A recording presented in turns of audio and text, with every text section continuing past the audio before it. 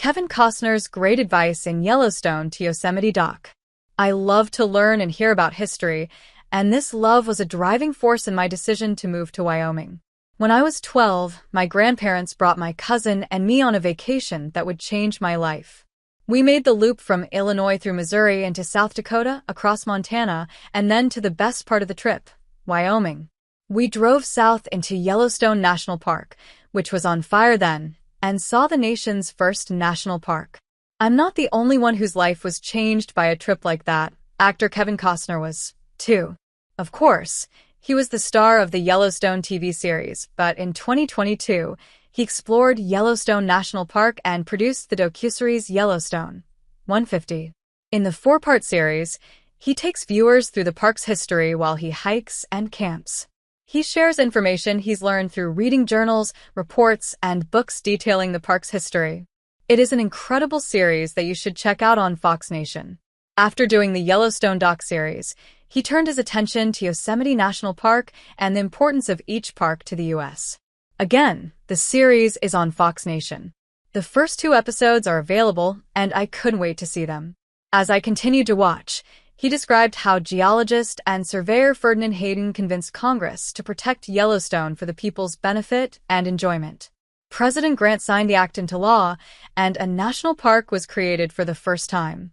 He goes on to say that by 1903, 6 national parks were protected by the government in the U.S., but the process wasn't working.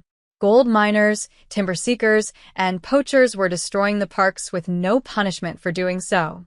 When I heard that, I thought about how that sounds familiar. Today, people are running amok, causing problems, and destroying national treasures without punishment. Costner then says the following.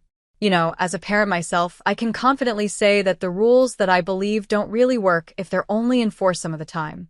Even less effective if the punishment for breaking them isn't much of a punishment at all, and that's exactly what was happening in the national parks.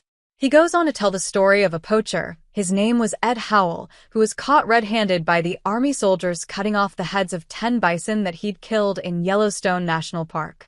He admitted on the spot that he'd sold them to a taxidermist for $125 each.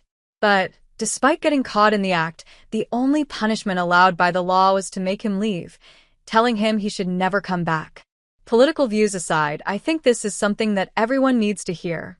If you do stupid stuff, you need to receive the punishment you deserve.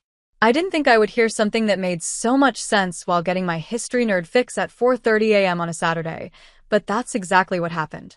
I think this is what many Americans feel right now. If you haven't watched either series yet, you should. As he tells the story, you can hear how passionate Kevin is about the importance of the park's history. Check out the trailer below and catch the series on Fox Nation. The first 2 episodes are available now. Stunning pictures of Yellowstone National Park in the winter. Yellowstone National Park in the winter. Yellowstone National Park in winter. Overlooking Mammoth Hot Springs Hotel, Yellowstone National Park.